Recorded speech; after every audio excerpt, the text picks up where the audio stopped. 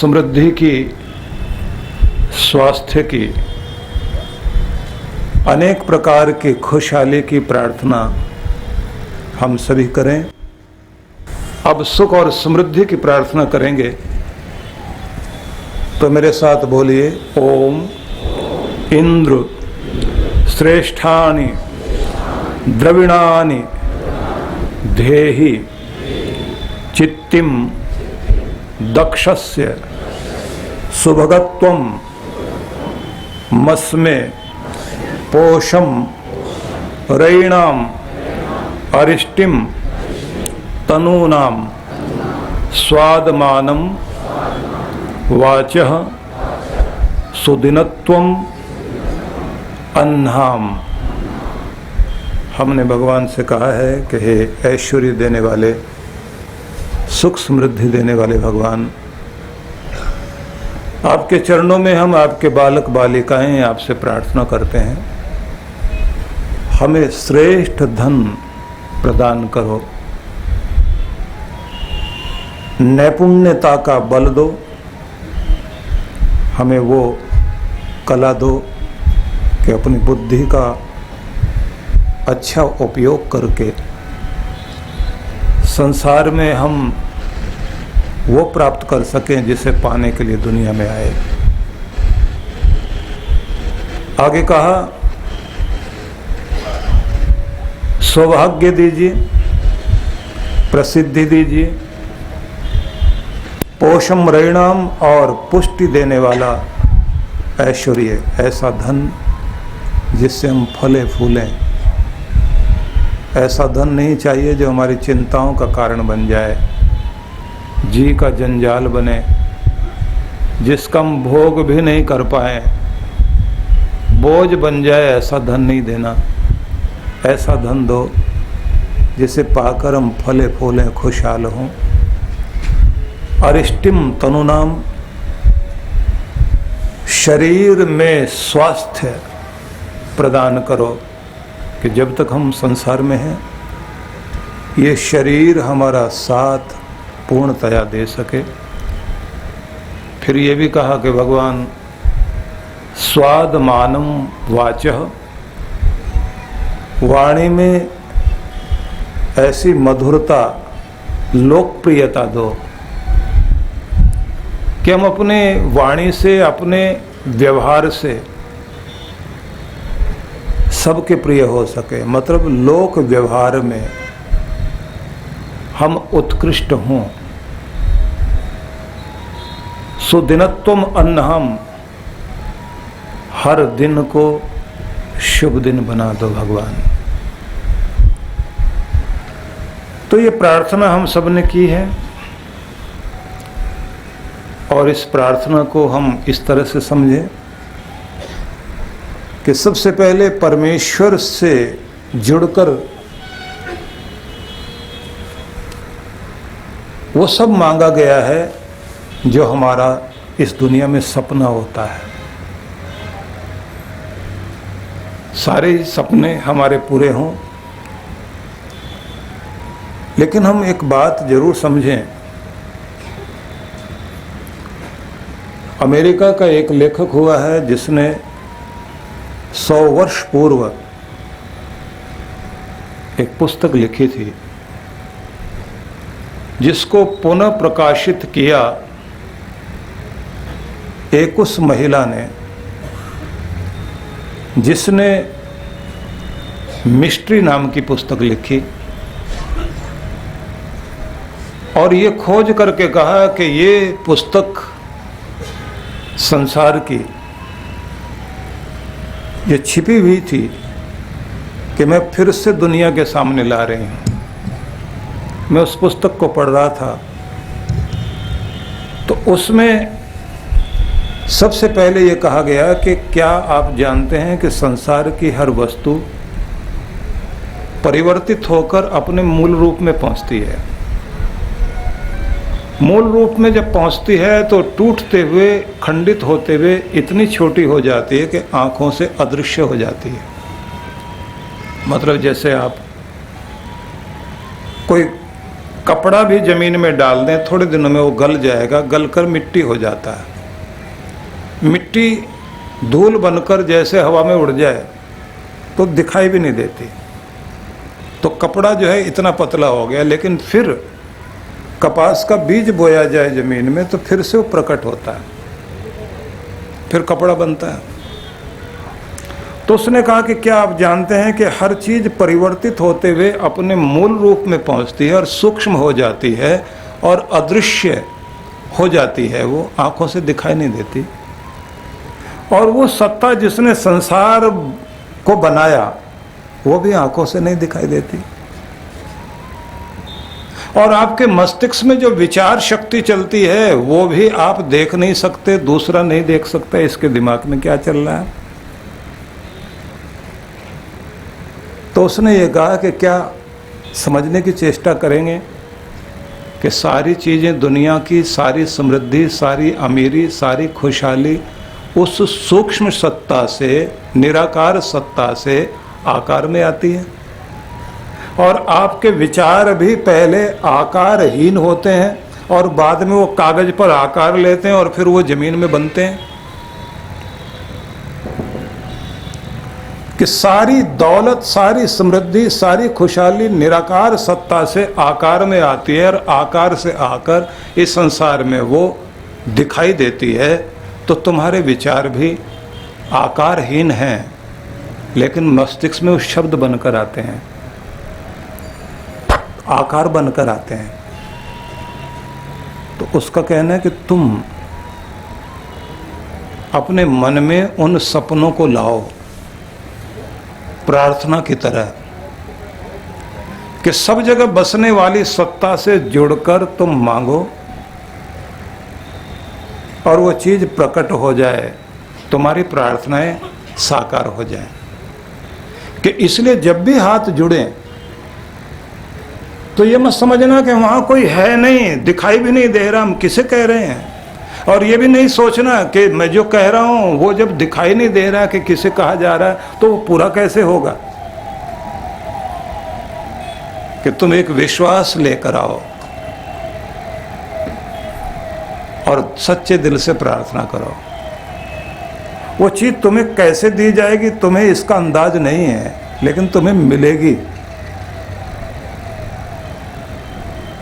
तुम अपनी खुशहाली को मांगो और सिर्फ मांगना ही नहीं, उसके लिए तुम्हारा रोम रोम उसे अपनी तरफ खींचने के लिए लग जाए। लेकिन इसकी शर्तें हैं। अब वो शर्तें वहां तो नहीं बताएगी, वो यहां मैं बता रहा हूं आपको। जो हम मांग रहे थे भगवान हमें सौभाग्य दे दीजिए, हमें हमारे मस्तिष्क को बुद्धिमत्ता इतनी प्रदान करो कि हर चीज सफल कर लें। तो ये सब चीजें जो आप चाहते हैं इसके लिए कुछ शर्तें हैं।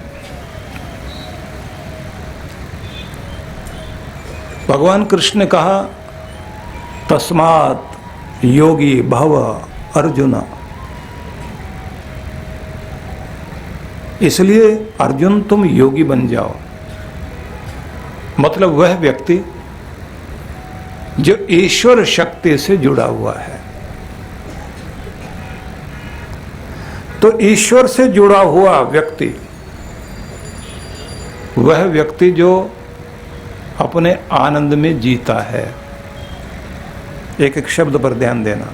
वह व्यक्ति जो अपने आनंद में जीता है और दूसरों का आनंद बनाए रखने में जो सहयोगी है।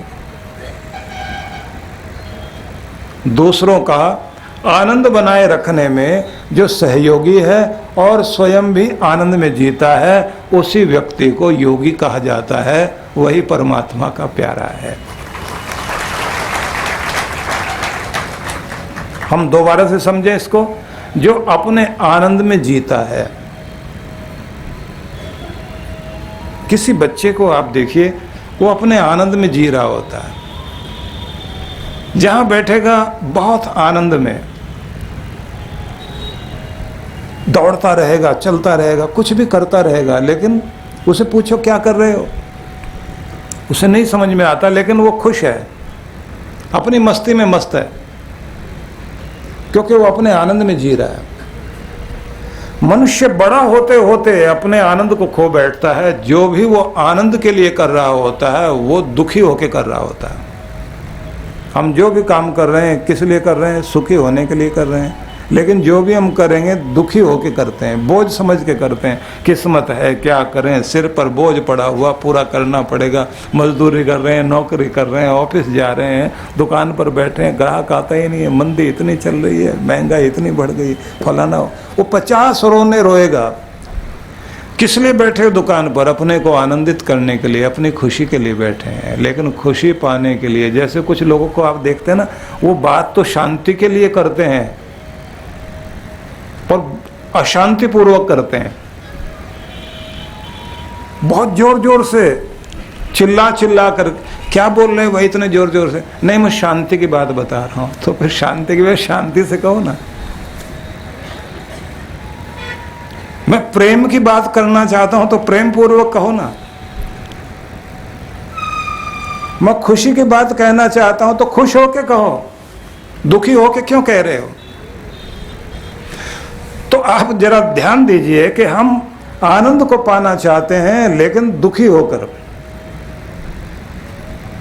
और कुछ ने तो ऐसी आदत बना ली, वो दूसरों को भी हंसने नहीं देते, अपने बच्चे को नहीं हंसने देते। वो बच्चे को भी हंसते हंसते देखकर ये कहेंगे ज़्यादा हंसना ठीक नहीं है, बाद में बहुत रोना पड़ता है, हंसना नहीं। वो बच्चे को समझाते हैं ज़्यादा हंसोगे तो बाद में बहुत रोना पड़ता है, लेने के देने पड़ जाते हैं। उसे डरा के रखेंगे, बच्चा भी रुक जाता है, कहीं बहुत बुरा ना हो जाए, इसलिए ये हंसना भी कोई खतरनाक चीज़ हो सकती है। वो रुकता है।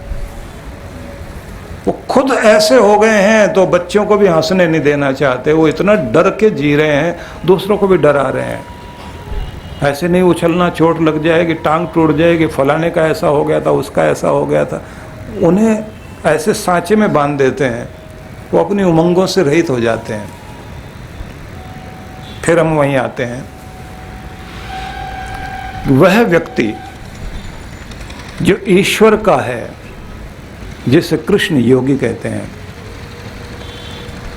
आनंद में जीता है, अपने आनंद में, और दूसरों को भी उनका आनंद बनाए रखने के लिए, दूसरों को भी उनका आनंद बनाए रखने के लिए सहयोगी बना रहता है। ये नहीं दूसरे का आनंद देखकर छाती पर सांप लौटे, जल मरे, दुखी हो और दूसरों को भी दुखी करे। नहीं, दूसरों के आनंद बनाए रखने में जो सहयोगी बने। यहाँ ढोलक बजती है, गायक गाता है, अब उसके अंदर उगता हुआ आनंद आपके कानों से होकर आपके हृदय तक पहुंचता है, तो आप भी अपने घुटने पर ताल देने लग जाते हैं। तो आप उस आनंद को बढ़ा रहे हैं। और कोई ठूंठ बना बैठा रहे, हिले ना डुले नहीं, और दूसरा कोई ताल दे रहा, उसे कहे ये क्या कर रहे, ये क्या कर रहे, चुप बैठो, तो उसके आनंद को रोक रहा है। ना आनंदित है, ना आनंदित होने दे रहा है। इरिटेट है, इरिटेट कर रहा है। एक आनंदित है और आनंदित कर रहा है। तो कृष्ण कहते हैं वो योगी है जो आनंदित है और आनंदित बनाए रख रहा है दूसरों को, जो प्रेम में है और प्रेम को बनाए रखता है, जो खुश है और खुशी को दूसरों के साथ भी जोड़कर उसे बनाए रखता है, जो सहयोगी है और दूसरों को भी सहयोग करते हुए देखता है, तो उसमें वो भी सहयोगी हो जाता है। चलो तुम ही देखो अच्छा काम कर रहे हो, हम भी चलकर आ गए, हम भी साथ में हैं तुम्हारे। और कहा वह व्यक्ति जो ईश्वर से जुड़ा हुआ है, उसकी ये दूसरी खासियत, वो अन्याय का विरोध करना जानता है। एकदम उल्टा हो गया। अब आनंद बनाए रखता है दूसरों का भी और खुद के भी आनंद में जीता है, लेकिन उसकी दूसरी विशेषता ये है अन्याय का विरोध करना जानता है। जो न्याय करना जानता है और इंसाफ पसंद है, न्याय को पसंद करता है, अन्याय का विरोध करने के लिए खड़ा हो जाता है। मतलब अपनी माला हाथ में ले रखी है, भगवान का ध्यान कर रहा है, लेकिन अपनी माला नीचे रख देगा अगर सामने देखा कि गलत चीज हो रही है, अन्याय हो रहा है। इस दुनिया में बुराई क्यों है? बुराई करने वाले ज्यादा हैं इसलिए नहीं है, बुराई को बर्दाश्त करने वाले दुनिया में ज्यादा हो गए हैं, इसलिए दुनिया में बुराई फैल रही है। जिस दिन बुराई का विरोध करने वाले हो जाएंगे उस दिन बुराई पनपेगी नहीं, ये याद रखिए। एक साथ सब मिलकर किसी कौवे के घोंसले के आसपास कोई बच्चा पहुंच जाए या कोई पेड़ पर चढ़ने की कोशिश करे जिसमें उसका घोंसला हो, तो कौवा और मिसेज कौवा दोनों मिलके तो विरोध करेंगे ही, लेकिन उनका फ्रेंड सर्कल, परिवार के नहीं, समाज के लोग, कौवों की सोसाइटी, सारे इकट्ठे होंगे और पूरा विरोध करेंगे, सब ताकत लगा देंगे और आखिर में उस व्यक्ति को वहां से भगाकर छोड़ते हैं। सारी मधुमक्खियां, सारी चींटियां, सारे कौवे, सारे बंदर सब जानते हैं विरोध कैसे किया जाता है। इसलिए मक्खी छोटी सही, ततैये थोड़े से सही, छोटे से सही, लेकिन वो जानते हैं एकता क्या होती है, अन्याय का विरोध कैसे किया जाता है। इसलिए उनको जीने का हक है और वो जीते हैं जी भर के। जिस दिन समाज के लोग बुराई का विरोध करने के लिए खड़े होंगे और इकट्ठे होकर चलेंगे, उस दिन दुनिया से बुराई खत्म होगी और जीने का आनंद बढ़ेगा। तो योगी उसे कहा गया, भक्त उसे कहा गया। भक्त वह है जो अन्याय का विरोध करना जानता है, लेकिन जो आनंद में जीता है, आनंद को बनाए रखता है और दूसरों के आनंद बनाए रखने में जो सहयोगी बनता है। दो बातें हो गई है, लेकिन दोनों विपरीत विपरीत लग रही हैं, लेकिन ये एक ही आदमी की विशेषताएं हैं। मतलब हाथ में माला लेकर जपने वाले लोगों को ये ध्यान रख लेना चाहिए, नहीं भगवान सब अपने आप कर देगा, हमें क्या झगड़े में पड़ना है। हम तो यहाँ मंदिर में भी आए थे, शांति के लिए आए थे, यहाँ भी झगड़ा देखा, हम तो अपने घर में बैठ के जप लिया करेंगे।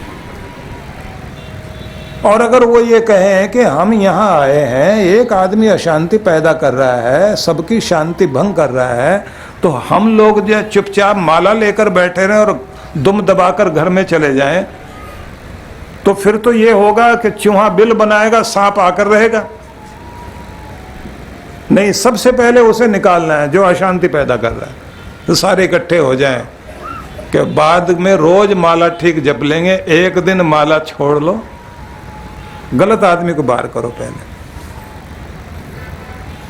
इसलिए कृष्ण अर्जुन को भी सबसे पहले ये कहते हैं शांति के पुजारी हो, लेकिन पहले अशांति को दूर करो। न्याय को पसंद करते हो, सबसे पहले अन्याय को दूर करो। तुम प्रसाद चाहते हो, प्रसन्नता चाहते हो, लेकिन उससे पहले विषाद को दूर करना पड़ेगा। तुम जागना चाहते हो, जागने से पहले भागने वाली आदत पर काबू पाना पड़ेगा। तुम अमृत को पाना चाहते हो, लेकिन पहले मृत्यु को जीतना पड़ेगा। तुम वीरता को पाना चाहते हो, उससे पहले कायरता को जीतना पड़ेगा, और कायरता को जीत लिया तो तुम वीर हो ही जाओगे। इसलिए कृष्ण का संदेश एकदम अलग है।